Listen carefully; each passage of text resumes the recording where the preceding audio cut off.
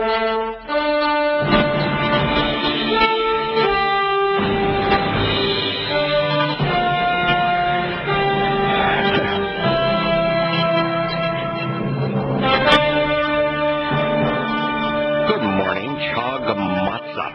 all of you who are part of the covenant and are celebrating Yah's festivals. Today is matzah. It is unyeasted bread. It is the most important day each year on the calendar where we celebrate Yahweh's removal of yeast, which is the fungus of sin, from our souls. So chag matzah. Chag is the Hebrew word associated with these 7 invitations to meet with God. Chag means that they are parties, they are celebrations. God loves to party. So chag matzah. Welcome to Shattering Myths. It is a program that's devoted to the most important and fastest growing segment of society. To those of you who are open-minded. To those of you who are receptive to evidence and reason. To those who, by using evidence and reason, have come to know that the world's political, religious, military, and economic institutions are corrupt, and that those who promote them, those who work within them, are unreasonable. They are counterproductive, and neither they nor the leaders of these institutions can be fixed. Our mission, therefore, is to expose those who are working against our interest, to understand how and why they are doing so. Because exposing and condemning such schemes, even when they are religious, patriotic, and political, it isn't hateful, it is caring. In our concluding hour today, and probably for at least 2 hours today, we're going to use evidence and reason to explore Passover as we did yesterday. We'll continue to share the concept of Passover in conjunction with matzah, with unyeasted bread, because they are one event along with Bikurim, all designed to facilitate the salvation of the covenant children. Our phone number, if you'd like to participate in this discussion, is 877-376-45. I wonder how many of those listening to this program, those particularly, in North America, those of you who are in New Zealand, Australia, those who listen to this program in Europe may not have even had the opportunity, but in North America, there was the opportunity to see what's called a blood moon last night. On the Eastern time zone, it began around 1 a.m. and concluded between 3 and 4 in the morning. It is the phenomenon of a full eclipse of the moon. Now, I mention this because I want to go back into a myth that's being promoted by 2 Christians, Hagee and Blitz, who have both written books about blood moons, and this year and next in particular as being a sign for something that God is himself using the celestial bodies to report to us. Haven't a clue, neither of them, what the sign is for, and there really isn't much of a purpose of a sign if you don't know what it's for. In fact, it would be stupid to have a sign that is undisclosed. It would be like driving along in your car and saying, there's an off-ramp coming up. I'm not going to tell you if it's on the right or on the left. I'm not going to tell you when the off-ramp is appearing, and I'm not going to tell you what the off-ramp is for. In fact, I might even put the sign of this for this off-ramp past the off-ramp and not disclose it even at that time. And that's essentially what Hagee and Blitz have done in their presentations of 4 moons, blood moons, in relation to Yah. Now, last night I did watch for about an hour this phenomenon. I've seen it once before on the East Coast. This time I watched it on the West Coast. And if you turned this is ABC's reporting, don't miss rare blood moon, lunar eclipse tonight, it isn't rare. Now, the person reporting for ABC is a devotee of Hagee, so they want you to think that which is untrue is true. It isn't rare. There's an average of one blood moon every year. Hardly rare. It says, turn your gaze to the stars tonight for an eerie and spectacular view of a blood moon. At 12:53 Eastern Time, the Earth will begin to position itself between the sun and the moon for the first of a series of 4 total eclipses to conclude in September of 2015. Now, here's some of the errors. First of all, it's not the color of blood. It's not eerie. It's not spectacular. And it's not even uncommon. The color varies in shades between the color of coffee with a lot of cream in it, you know, that kind of beigey brown, and the color of coffee when you're drinking it black, which is sort of a deep brown. So it kind of ranges between a deep brown and a beigey brown. It really isn't red.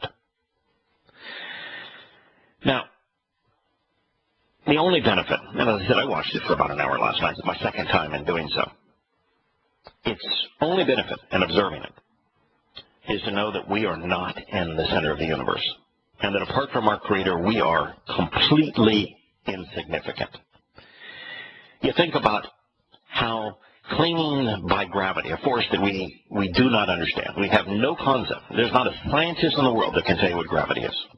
How they can measure it in the terms of how strong it is based upon the mass of an object, or the mass of the 2 objects being affected by it, and they can determine its pull based upon, or its attraction based upon their distance. But what causes it? Haven't got a clue.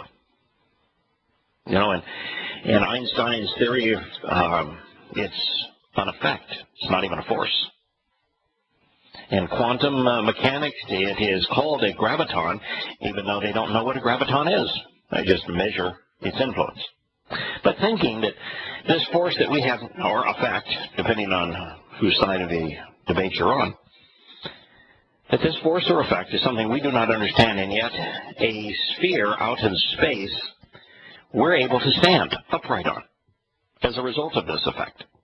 And it's at night, and I'm out there in my boxer shorts, you know, and sitting on my back patio, overlooking the southern sky last night, and wasn't the least bit cold. I was enveloped in an atmosphere that somehow clings to this planet that keeps it reasonably warm, even on the opposite side of the planet of the sun.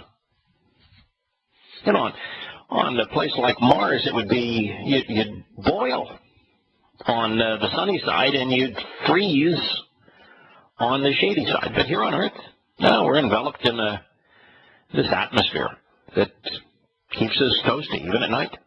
Now, at least where I was last night. I can't speak for the rest of you. And here in the sphere in space, enveloped by an atmosphere, with a star on one side and a piece of rock on the other, you can see the curvature of the Earth because of the shadow that's cast on the moon as it moves through the various stages. Because, you see, the way an eclipse works is there's a period of time where the entire moon is completely shaded by the sun. But there's periods of time where some of the sun's light begins to curve around the Earth and reflect on the moon's surface. That's why you get the brownish color. The red-browns wavelengths are longer. They can be curved, feeling the effect of gravity.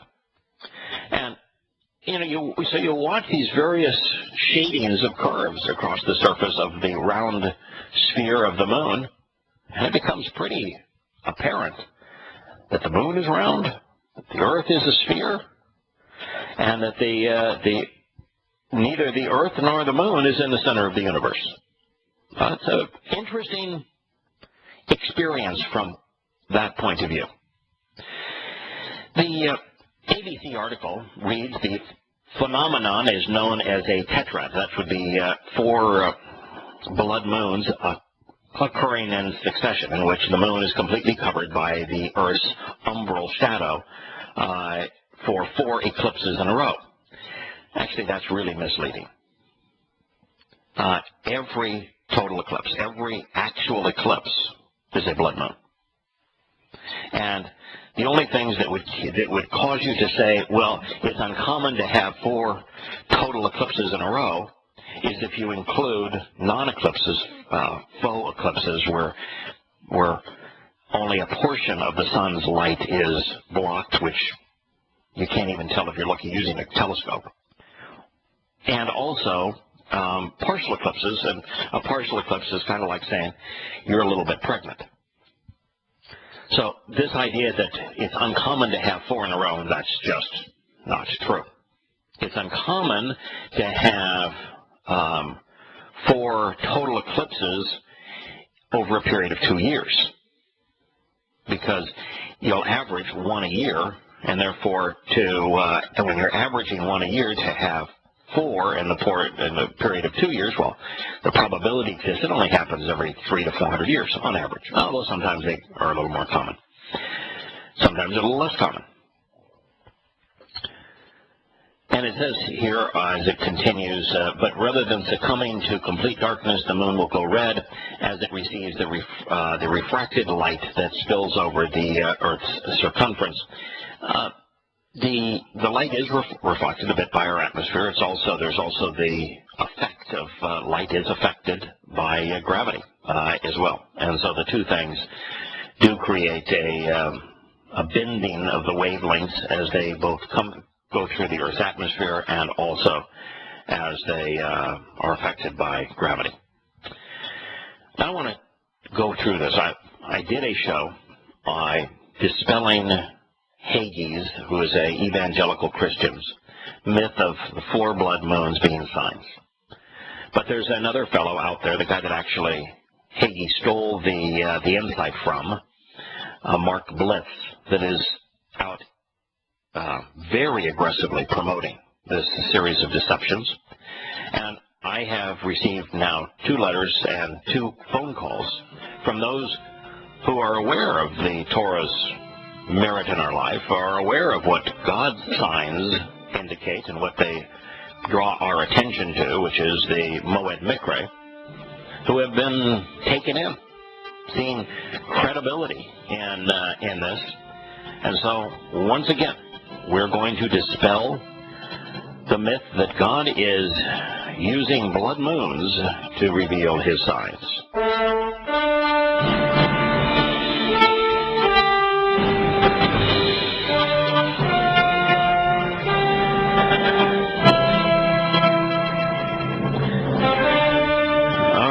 Time for Truth and Consequences about the myths being promoted by 2 Christians called blood moons.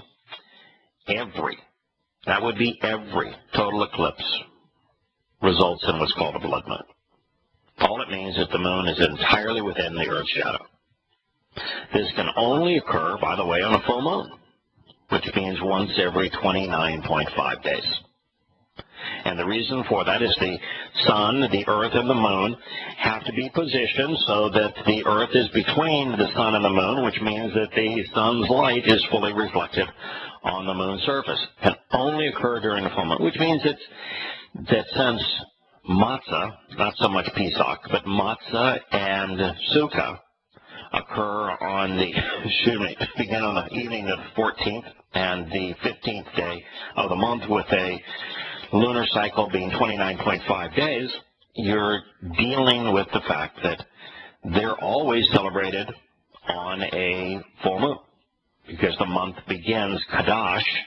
To define Yahowah's term, Kadash means to renew. So the light is renewing on the Earth's surface at the beginning, on the moon's surface at the beginning of a month, and therefore at the 14th and 15th day of the month at Matzah.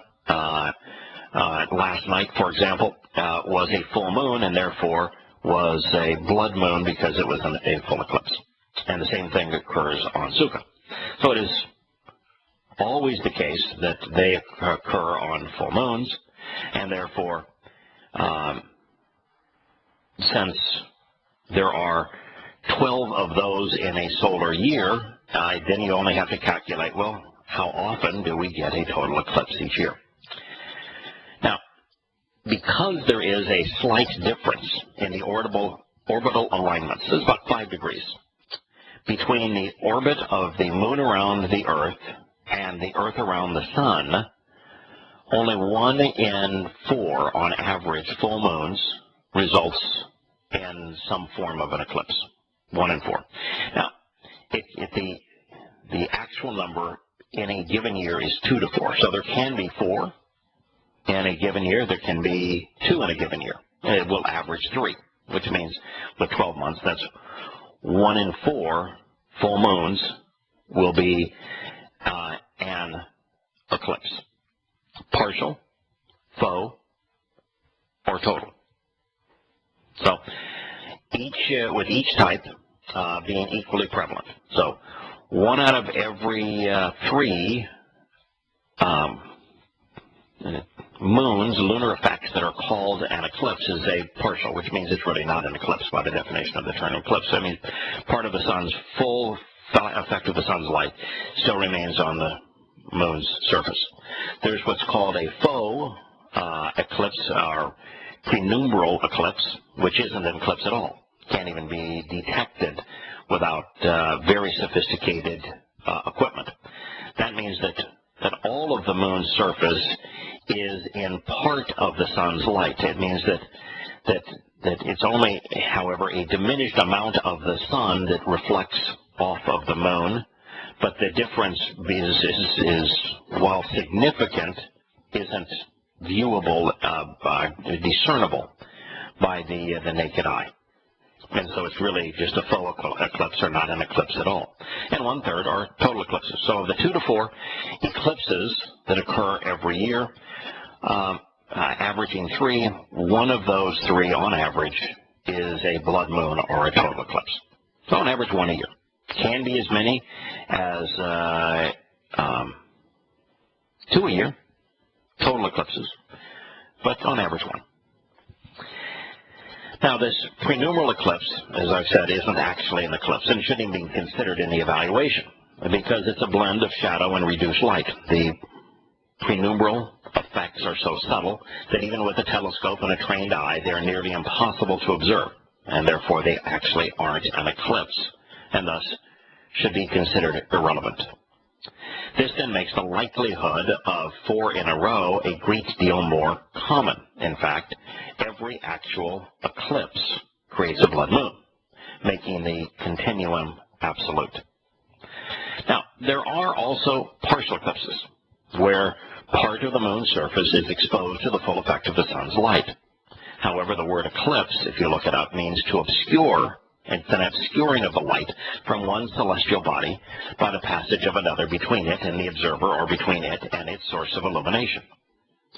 To obscure, if you look up the definition, is to keep from being seen, concealed, hidden, obliterated, and covered. Therefore, by any of these definitions, a partial eclipse is akin to being a little pregnant. Tell that to mom and dad if you're a girl and had a unexpected incident. Now, I've mentioned an eclipse can occur every 29.5 days, always during the full moon. And I'm going to review why we don't see them 12 times a year when Shattering Myths continues after the commercial break.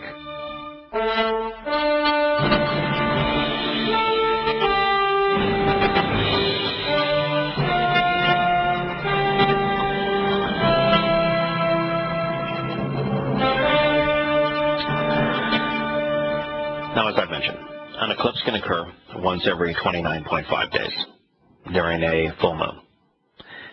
The reason that we don't see an eclipse, however, every month is because the moon's orbit is 5% different to the plane of the Earth's orbit, which means that the moon is either above or below the plane of the Earth's orbit most of the time. This is relevant because the Earth's shadow is always aligned with the plane of the Earth's orbit. Now, I'm going through this, and this may be obvious, but since Hagee wrote that it's the deliberate hand of God that is creating these blood moons, that it isn't just the normal astrological phenomenon, that an understanding of the physics of our solar system is what is creating these. They are extraordinarily common natural phenomenon. And the reason I'm doing that is because Christians believe that the hand of God is in everything. You know, they have been deceived into thinking that they should pray without ceasing so that God will micromanage their lives. And it isn't true. God doesn't choose who dies or who lives, with rare occasions, and he's never done it in America. He hasn't done it probably since he saw to it that certain individuals were eliminated during the Exodus. God very, very seldom takes a life. And God has nothing to do with the creation of a life or, who is born and who dies and accidents. Nothing to do with any of this stuff. But Christians are wont to see their God involved in everything. That makes their God really active, I suppose. And maybe they need a God that's active because, after all, they claim that man killed their God. Now, taking this a step further, on average, 2 to 4 times a year, some portion of the moon passes through some portion of the Earth's shadows, creating one of 3 types of lunar events. Approximately 35% are prenumeral, which are so difficult to detect, and since some of the sun's light reflects off the entirety of the moon's surface, they aren't actually an eclipse. Another 35 are partial, and thus not an actual eclipse. This means that a total eclipse occurs 1/3 as often as do the partial or faux versions. So, with a lunar event associated with some portion of the Earth's shadow occurring 2 to 4 times a year on average, 1/3 of those are actually an eclipse of the moon's reflected light, and therefore they occur on average once a year. However, only those on the night side of the Earth can see an eclipse, limiting the sign potential to far less than 1/2 of the Earth's population. Because even those on the half of the Earth that are in darkness, if you're in the twilight ranges that would move into both areas of light and darkness, you aren't going to be able to see it. And if it is cloudy, which clouds occupy a very significant portion of the Earth at any given time, maybe on average 1/3, and particularly since most people live near water where fog is extraordinarily common, in terms of being able to see it as a sign, maybe on average 1 in 4 or 5 people can see an eclipse. And then you've got the other issue. Last night I got up around 1 a.m. to watch it, but it would have been 3 or 4 a.m., depending on where you live, to other places in the viewing area. Not many people want to get up at 3 or 4 o'clock in the morning, and so it's not a sign for them at all. And if you were to bring it all down to reality, maybe 1 in 20 people, maybe less, maybe 1 in 100, actually witnesses this event that is supposed to be this sign from God.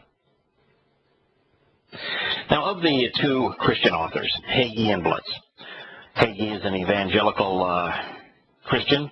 The other blends Rabbinic Judaism and Pauline doctrine. Matter of fact, if you were to go to Blitz's site, in his statement of faith, he quotes Paul profusely. In fact, almost all of his statements about his faith are Pauline, which means he's a very, very confused man.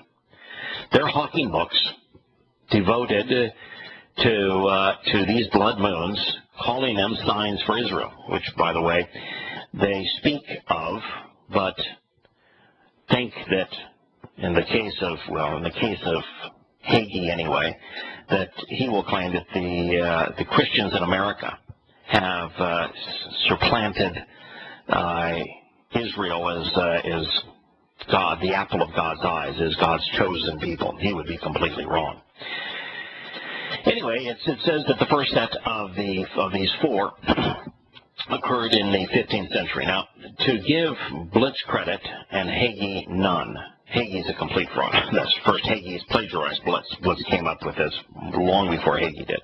And Blitz had the integrity to tell his readers, at least in his preaching, I don't know if it appears in his book, that there are four sets of four blood moons that have absolutely no connection of any kind to anything associated with Israel.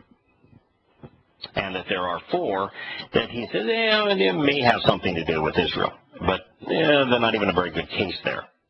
Hagee just goes off and says, what are the odds that these four blood moons coinciding with the holy days and huge important events, the most important events in Israel, would just be coincidence? Well, the problem, Hagee, is that you didn't consider four sets of these. You just completely ignored them. You don't know what the important dates are in Israel, and most of your claims are in arrears. In other words, the sign for the off-ramp is backwards and after the off-ramp. And so it's a complete pile of lies. Now, Blitz, to his credit, said, okay, we have 8 of these series of 4 blood moons occurring over the course of 2 years since, and his words, AD 1. And we're clueless as to 4 of them, and we're really speculating regarding 4 others. Hagee won't tell you the whole truth because he doesn't care about truth. Now, it is also interesting that they say that these are signs for Israel, and yet only 2 of the 16 total eclipses were viewable in Israel. Only 2 of the 16. 14 of the 16. God's aim wasn't very good. I guess he's an old God of that Old Testament. His hand's kind of feeble and shaky. Maybe he's got Parkinson's, and his aim was really lousy. I told you, a eclipse can only be seen at most by those on the dark side of the earth, and therefore, if one occurs and it's viewable, for example, its epicenter for viewability, prime viewability is the Amazon, which is where most of these occurred, then it isn't viewable in Europe and Asia, in the Middle East, in Africa. It's a Zippo. It's a total strikeout. They didn't bother to tell you that. It's easy to find.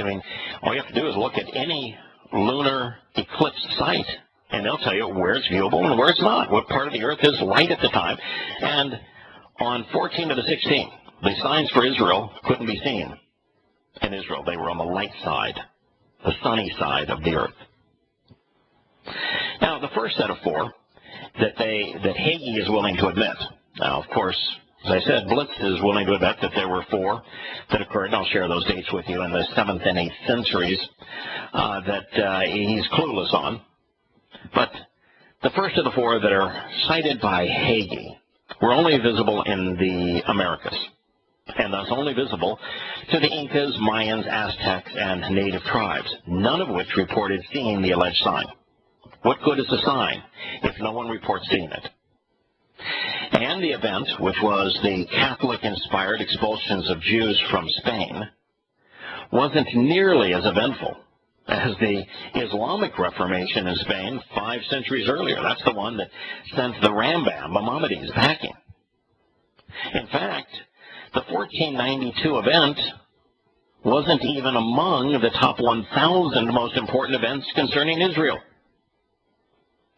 And like 2 of the other 3 of the 4 blood moons, now there's 4, there's one that is occurring this year and next, the first of the 4 blood moons being last night. And they're clueless as to what's going to occur as a result of this, and I'm going to tell you, nothing. They won't tell you that. But as it relates to the 3 that they've tied events to, the first one happens in arrears. It occurred in 1493 and 1494. And yet the edict to expel Jews was commensurate with Columbus sailing the ocean blue. Columbus, who says, that the edict to expel Jews in 1492 was during the same year that he sailed to the Americas, trying to find the passage, trying to prove that the earth was round. 1492. The sign was 1493 and 1494. And it's not even among the 1,000 most important events concerning Israel. So now you're creating a coincidence, connecting things of which there is no connection. It's after the fact. There's no prophecy associated with it, which means that on this sign there's no writing. So it's a blank sign, and the sign is after the off-ramp. And by the way, the sign isn't even visible in the rear-view mirror of Israelis because it didn't take place when they were on the dark side of the earth. None of the four. And it means, I guess it's only a sign if you're going backwards, if you're going in the wrong direction. And even then, it's incomprehensible. But such is the nature of Christianity. The comment that Hagee made in his book is Passover and the Feast of Tabernacles is when these occurred. This signified the beginning of the fall of Spain following the expulsion of Jews a year earlier, and was God's announcement to the world that the mantle of prosperity had thusly been placed on the shoulders of the infant nation that would become the United States. It became a refuge for the Jewish people. Every bit of that, Hagee's words, are a complete and utter lie. Why do people buy his books? Why do people donate to his ministry?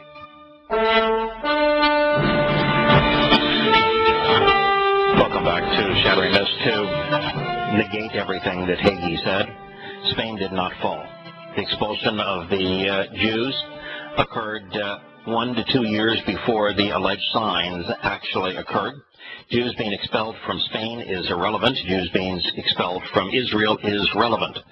There was no sign, no blood moons coinciding with Jews being expelled from Israel. And God did not make an announcement that the mantle of prosperity had thusly been placed on the shoulders of the infant nation, which would become known as the United States. The United States wouldn't even become a nation for almost 300 years after this event. What a pile of rubbish. And when God finally does once mention the United States, it's to condemn it. Not because it's a refuge for Jewish people, because it has become intolerable for the Israelites to live there. And God intervenes to remove his people from the nation that he condemns in the 17th and 18th chapters of Yahowah. The opposite of what Hagee writes is actually true. Now, of course, there was no sign, even in arrears, to mark the set-apart spirits in Yahushua's fulfillment of Passover, matzah, bekurim, which is firstborn children, and the promise of 7, Shavuah, in year 4000 Yah, 33 CE. No more important date in the life of Yisrael than what occurred on those dates in 33 CE. Yet there was none. No sign. Not even one within 100 years, either way. There was nothing to denote the destruction of the temple in 70 CE, which was a seminal event. There was no blood moons or sets of 4 blood moons on the festival feasts of Yahowah, Pesach, Matzah, Bekurim, and then on Sukkah shelters to herald the invasion of the Roman legions in 135 CE, which led to the diaspora, which was about as an important event in the life of Israel as you're ever going to find. But nope, no sign. There was nothing to devote, not even within centuries of these times, to denote Constantine in his war of laws against Jews in 313, where he effectively made it illegal to be Torah observant in his edicts of 313. Nothing to denote that. Nothing to denote the rise of the Christian Byzantines and their conquest of the Promised Land thereafter. Nothing to denote the onslaught of Muslims in 615 CE following the death of Muhammad. Nothing to denote the Ottoman onslaught of Europe and the Promised Land. The Crusades, nope. Which ravaged Israel, no such signs. The Ukrainian pogroms, which were vastly more important in the life of Israelites than what occurred in Spain, where they weren't exiled but instead bludgeoned to death, nope, no sign. The rise of the Nazis, nope, no sign. The Holocaust, nope, no sign. In other words, everything they've said is based on a pile of lies. It's one thing to make connections that are reasonable so that you go from knowing to understanding. But when you make absurd connections, when you start promoting things that aren't related, like the existence of Easter versus Passover, Matzah, and Bikurim, that's when you start promoting confusion. Hagee then writes, he says, the second appearance of four blood moons occurred during the Hebrew holy days in 1949 and 1950. They occurred on Passover and the Feast of Tabernacles and coincided with Israel being declared a nation. That's also untrue. First of all, there are no Hebrew holy days. There is no holy day. There's a set apart days, and they're not Hebrew. They are Yahowah's. That's what we discovered yesterday. And 1949 and 1950 is 1 to 2 years late. This is, again, like putting the sign miles after the off-ramp and then putting nothing on it for anyone approaching the sign to even know what it was predicting. You know, putting a sign someplace and having nothing on it isn't much of a sign. Doesn't do anybody any good. But that's what they're claiming God did. You know, and again, this isn't even a good try. Israel became a nation in 1948 as a result of the Holocaust, which occurred between 1932 and 1945. It did not become a nation in 1949 or 1950. And then there's the problem of visibility. Not one of these signs could be seen in Israel. The 1949 was viewable, its epicenter in the Amazon. The second one in 1949 and October 7th, centered on the Amazon. And 4/2 of 1950, it centered on Madagascar. On 9/26 of 1950, it was again centered on the Amazon. So unless God is trying to communicate to sloths roaming the Amazon, then guess what? These aren't signs.